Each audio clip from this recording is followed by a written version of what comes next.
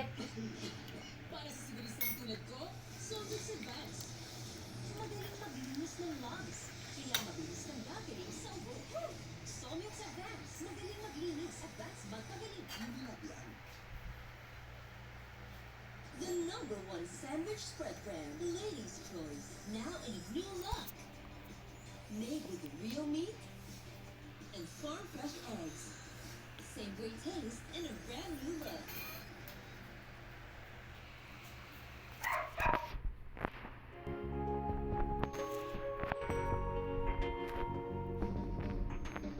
Bananita Dolfinita.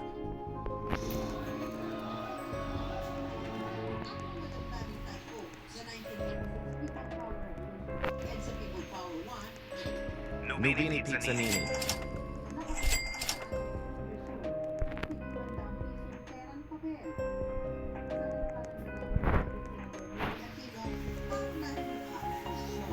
Boneca.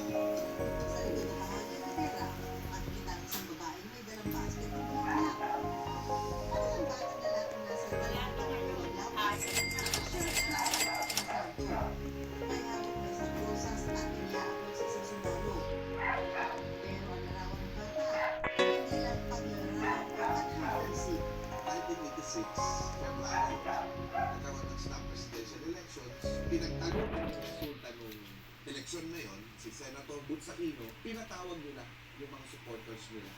Pumunta na kayo sa EDSA. Pinaaral nila yung mga bus, pinaaral nila yung mga kotse, may mga photojournalists na kinukuhanan yung pictures yung paligid. Merong isang babae na may dalang basket na nagpapamigay ng bulaklak. So kaya nasama yung bata doon na nagbibigay ng bulaklak. Kasi yun yung isa sa mga simbolo ng people power revolution. Tagumpay ng Pilipino at ng buong mundo.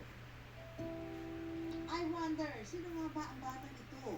At bakit siya nasa gitna ng revolusyon sa EDSA? Nagsimula ang aming pagsasaliksik sa internet.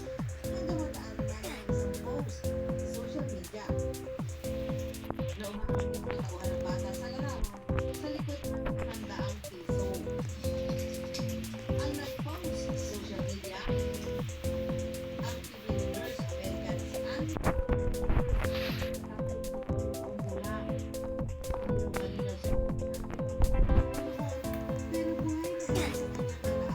ang makasaysayan ako.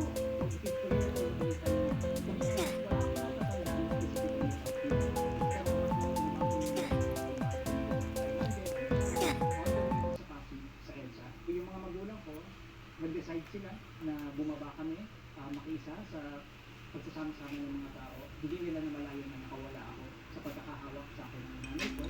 At one point kami lang na nag-aabot ng bulaklak. Ang mga inosente na kababayan natatala pala sa mga pahina ng kasaysayan ng ating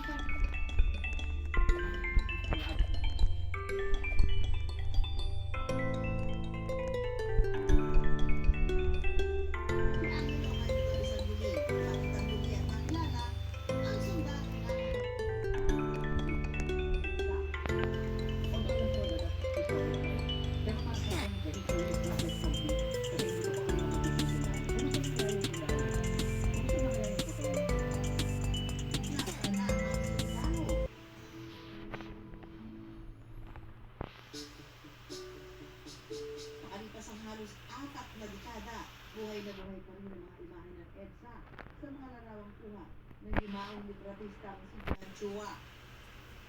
Pagkatapos ng kanyang may bahay, hindi raw nila inasahan na magiging bahagi ng kasaysayan ang imahe ng EDSA People Power na kuha ni John. So, kasi mas hindi assignment, he shot, he covered the people power revolution on his own. So he liked it because he saw this boy giving flowers to a soldier. Ang orihinal na larawan sa pera, nilabakas ng kasaysayan na malinaw pa rin ang mensahe. That simple image gives a great message to the world. Evidence ito, kahit magkagulo-gulo tayo, na mabuting tao ng mga Pilipino.